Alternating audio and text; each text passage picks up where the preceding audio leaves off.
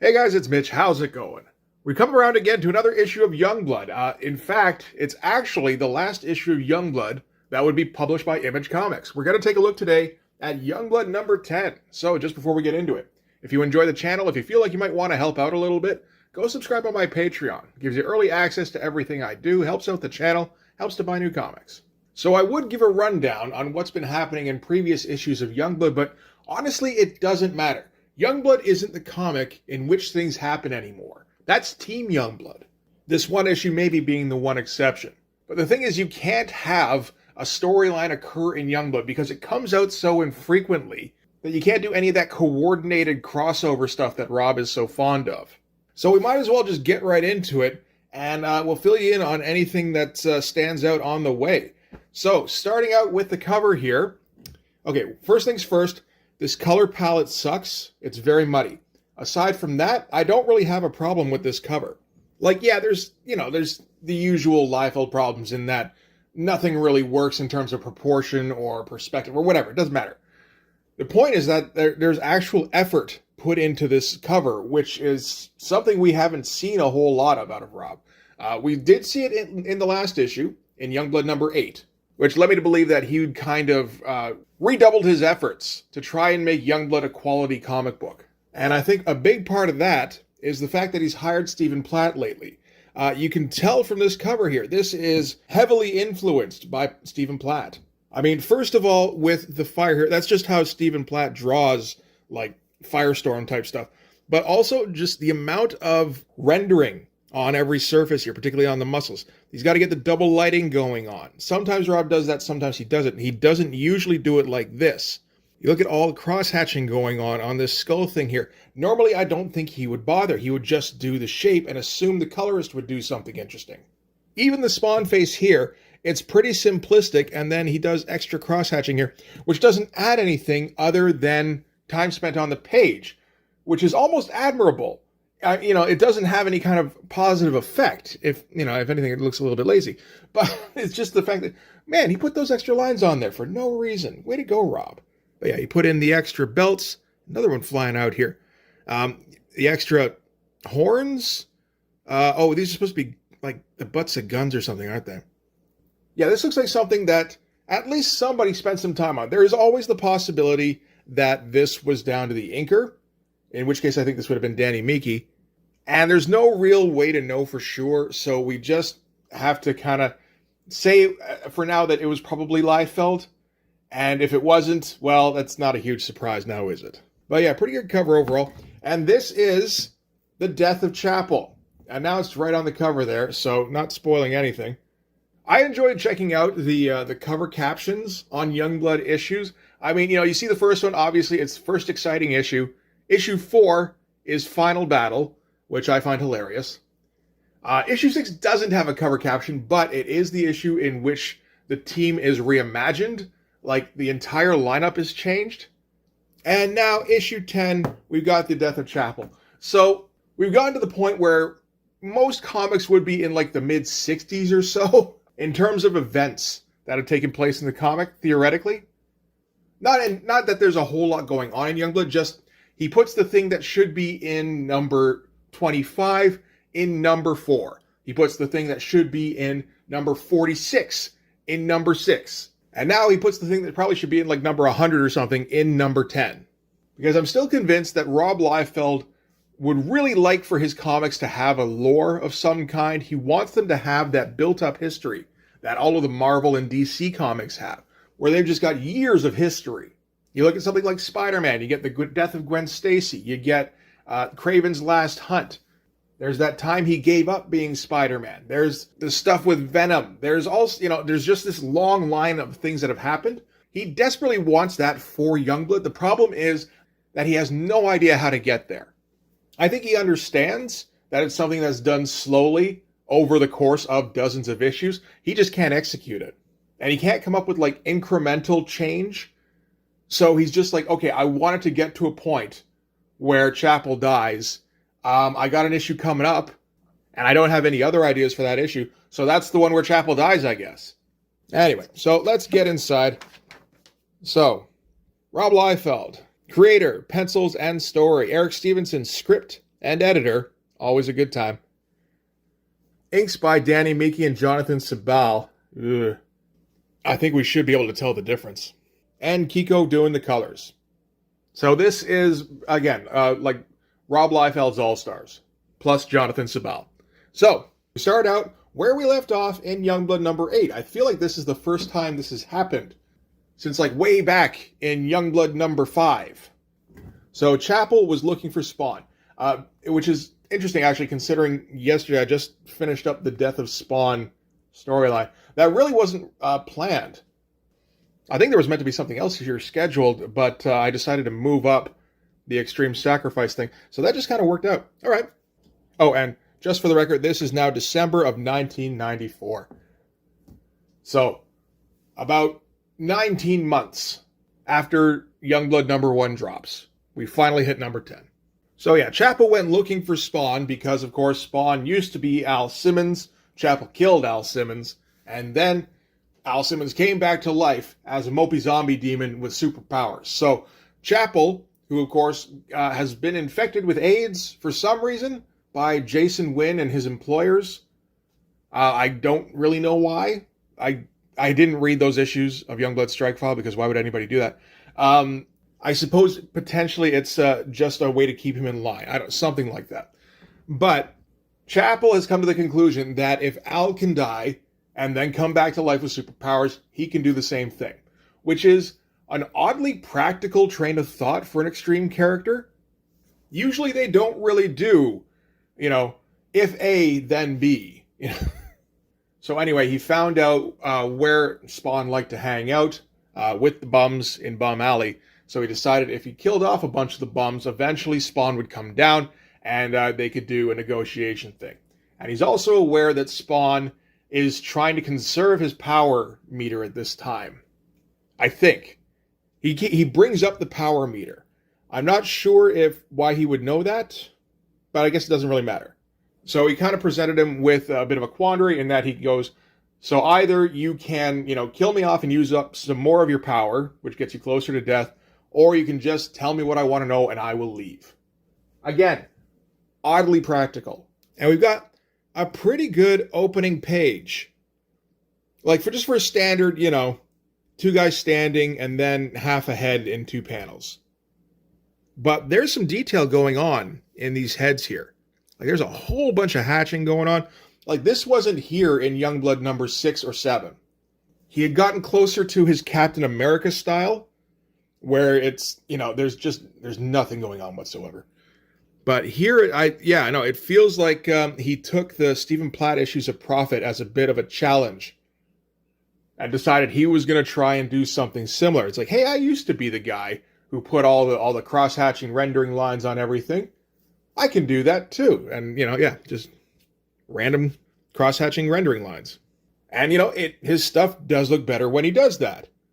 It's still laughable, and I still enjoy making fun of it, but I wouldn't as much because I appreciate the fact that he actually put in some effort. So yeah, shit, I already explained all of this. This is the stuff I just said. So Spawn tells us the Spawn origin, which we all know already, but Chapel hasn't heard it, which is that I got the powers because I made a deal with the devil. The devil's actually real. So when you die, I went to hell. I mean, you're definitely going to hell. So, you can make a deal with the devil and it'll give you superpowers for some reason. And not quite as much effort on these pages here.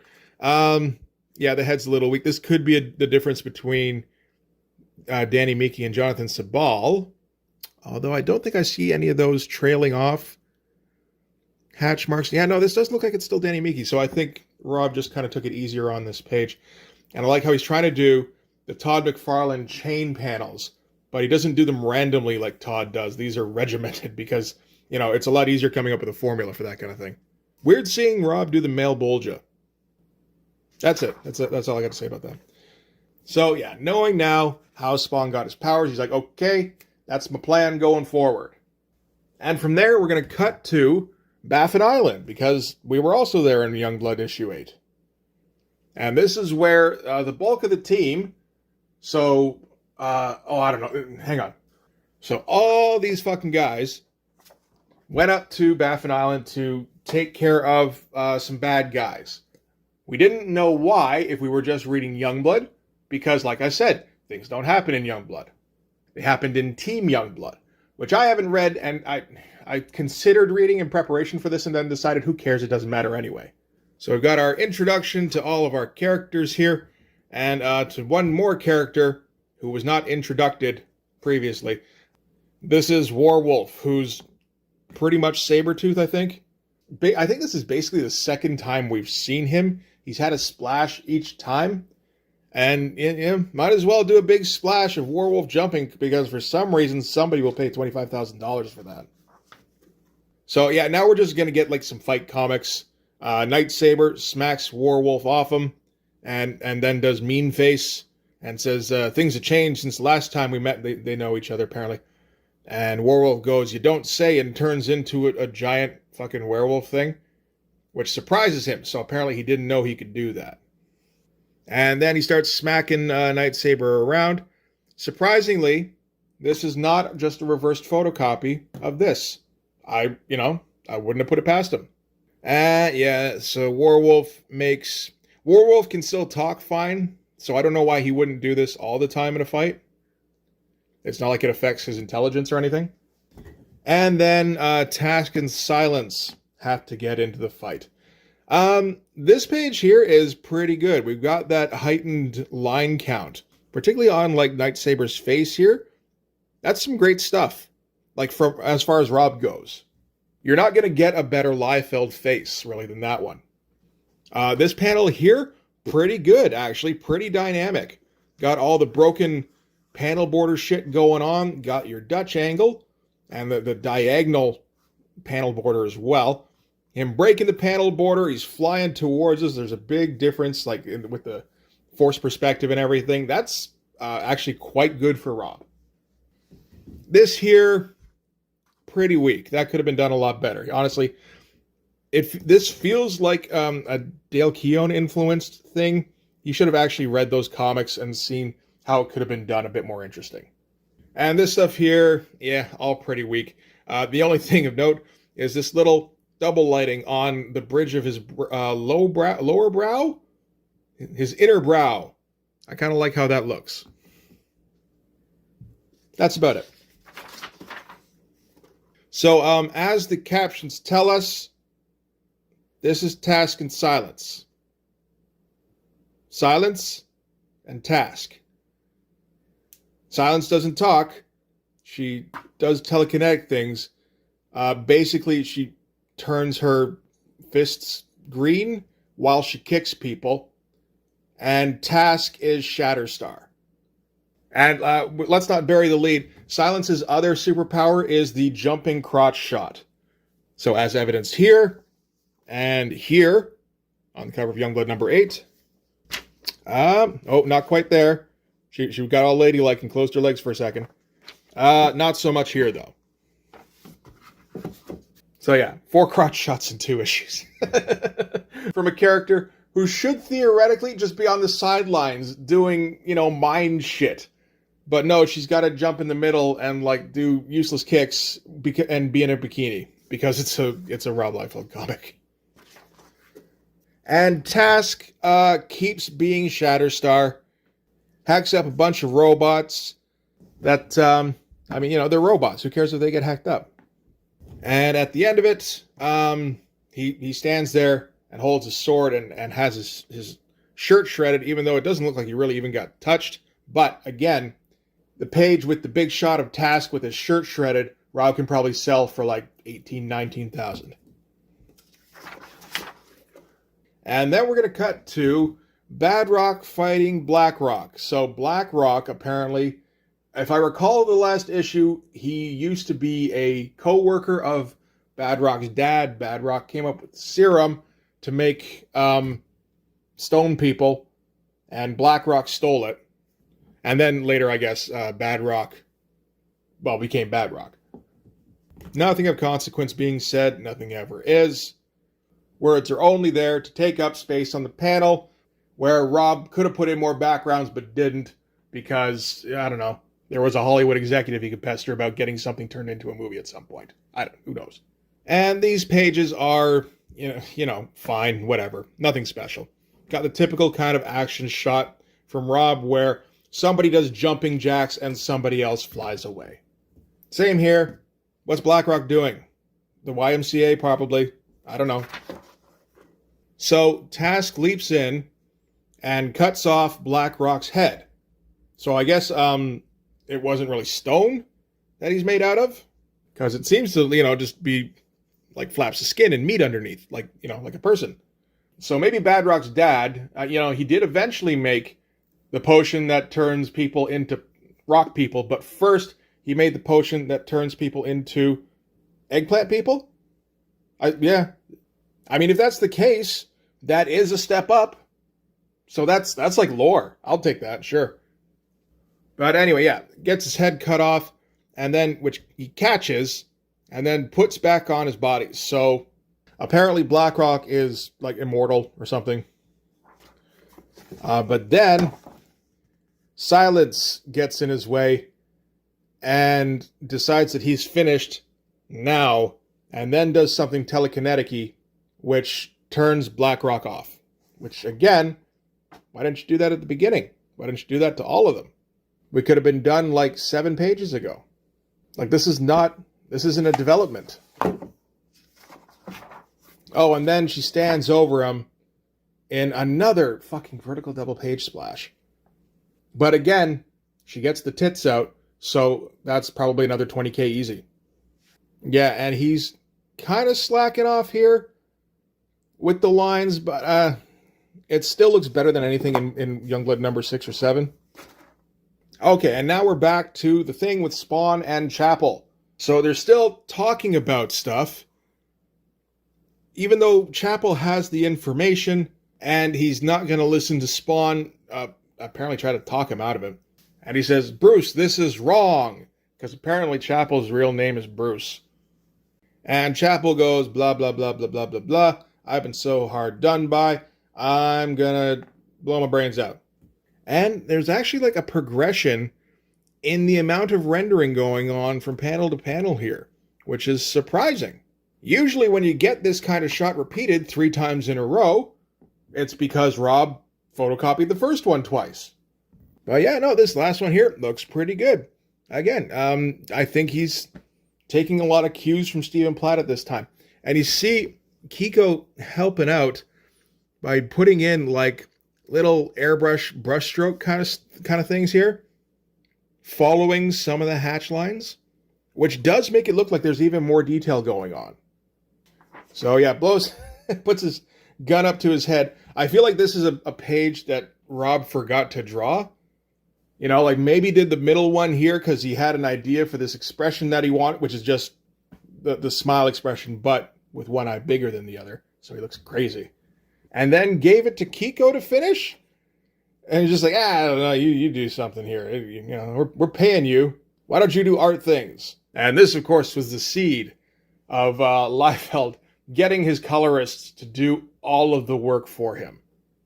So yeah, Bruce Chapel, puts the gun up to his head and pulls the trigger. And just before we flip, I should point out here, special thanks to Stephen Platt for layout assistance and inspiration on pages 22 and 23. Oh, he got inspired. Isn't that great? Oh my God. So yeah, this is the big inspirational panel. So what were the Platt aspects? I would say the blood splatter, probably the extra bits here like the ear and the eye. I don't know what this is. Did he blow off part of his skull, but not any of the part that was left behind? Maybe this bit here. That's what that is. And because it's Rob, he didn't do an underdrawing and didn't figure out where the hand should be. So put the big gun in the hand, but then realized, wait a minute, the barrel should be like, just behind his head here, but that's pretty much where his hand is. So, I guess this is kind of supposed to be like when the housing on like a pistol shoots back and reveals the barrel kind of thing. It's not doing anything like that really, but it's a slightly similar action. So Rob could say that's what's going on. That doesn't explain how he's not actually holding the pistol. First of all, this is a clip, not a pistol grip. Second of all, he's not holding either one. He's making a fist on top of it. You can see here how the fingers don't wrap around anything. Just thought I'd point that out. It's kind of a fun spread, though, just because of how stupid and over the top it is. And then Spawn goes, no, because Bruce can't be sad about his face anymore. That page is fine. Didn't need to be a full splash, but whatever. And now we're getting back to the fight with Youngblood and whoever else they were fighting. So now we're back to Warwolf versus Nightsaber. Warwolf, like, it seems like he bear hugs Nightsaber. And then Nightsaber all of a sudden is flipping out with his stick, even though he dropped the stick here, and shooting Warwolf with his stick. And even he is surprised because he goes, what? I'm free. And there's no explanation for that anywhere in here. I feel like Rob just kind of got excited and forgot to draw something connecting those two. And then he handed it off to Eric Stevenson to come up with a script. And Eric's like, yo, dude, what should I be putting here? And he's like, I don't know. Make it seem like there's a reason for things. And he went, oh, okay. And he just made Nightsaber surprised that he teleported and all of a sudden had the upper hand. And then Warwolf, this is a little confusing. It looks like he gets knocked away, which wouldn't be too bad, except that Nightsaber kept up with him. Oh, did I call him Nightstrike? Who fucking knows? KS. So I guess this is him hitting him, and with the speed lines, it looks like he should be going this way, but maybe he's not. I don't know. This is some Platt-looking body hair, though. This werewolf hair. Just wanted to point that out. So yeah, KS has been absorbing WW's aggression throughout the entirety of the fight, because that's what he does. That's how he does his shooty stick. And he's going to do something with all that aggression, except that at that point, WW gets shot in the back by arrows. Decent face. Again, I like the amount of line work. Oh, fuck's sake. Making me have to turn my comic on its side is so fucking aggravating. So, yeah, anyway, Shaft came in to the rescue. I thought he was coming down with the team.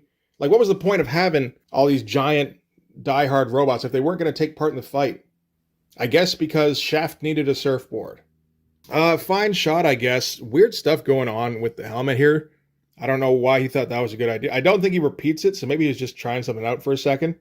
It looks a little Merritt Michaels-y, actually. A little bit also with these shines. I wonder if he helped out here. Potentially. I mean, he's not. I don't think he's doing anything else at this time. So anyway, they've pretty much beaten everybody at this point. And then Shaft goes, wait a minute, there was that guy Maddox who was also in issue 8. And then Big Baroom happens. And yeah, there's Maddox. And he's got his outfit on that looks very similar to the guy in Bloodstrike #1. Not at all confusing. And so, yeah, this is one of those pages I would suspect of being a Jonathan Sabah page, just because it looks like absolute shit. Although that could just be because Rob did a bad job drawing. Like, there's not a lot of good going on in here. And this, like, it looks like it should be a shoulder blade or something, but no, this is the neck. So that's the head, but he couldn't figure out the proportions on the face, the perspective is tough. It is. So he cross-hatched it out. And so it looks like Maddox has defeated them. Oh, wait, no, he defeated the ones on the ground. And Shaft is still flying around on his diehard surfboard.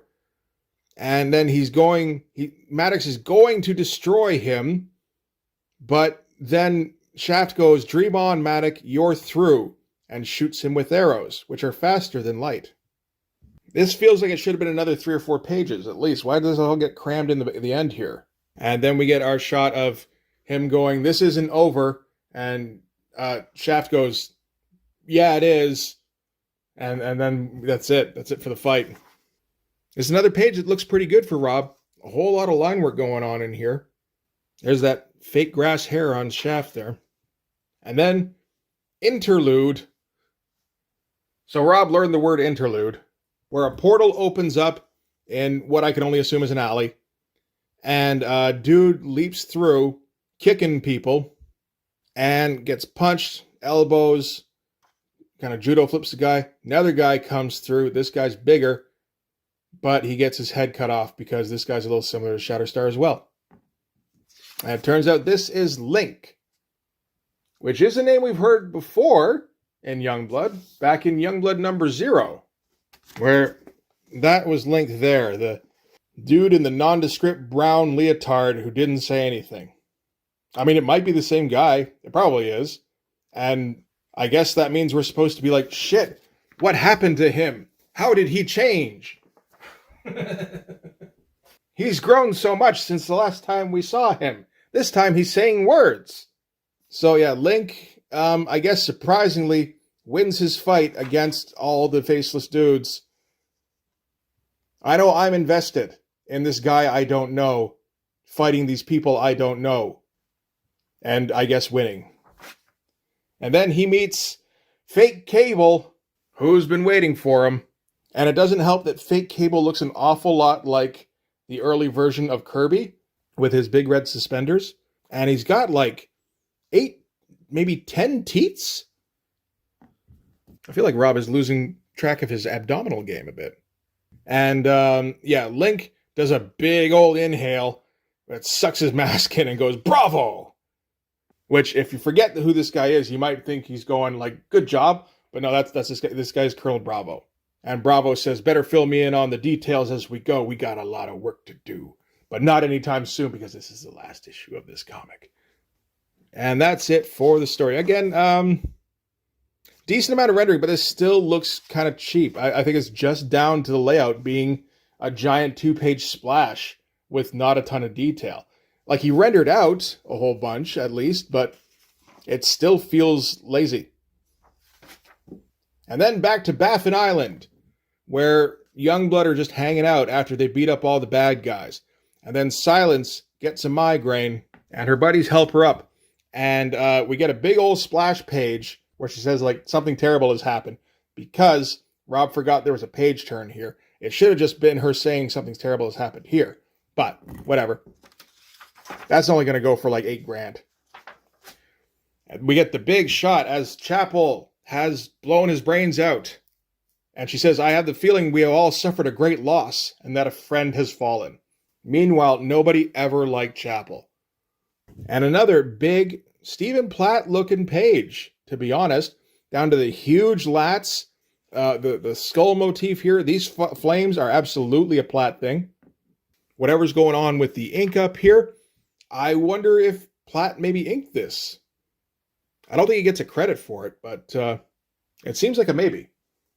And then at the end here, we get a Robservations. Is this the first Robservations? It might be.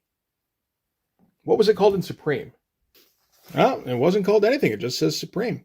I don't know if this is the first one of these, but that's interesting considering that he now has a podcast called that. So anyway, here he talks about blah, blah, blah. Extreme's so great.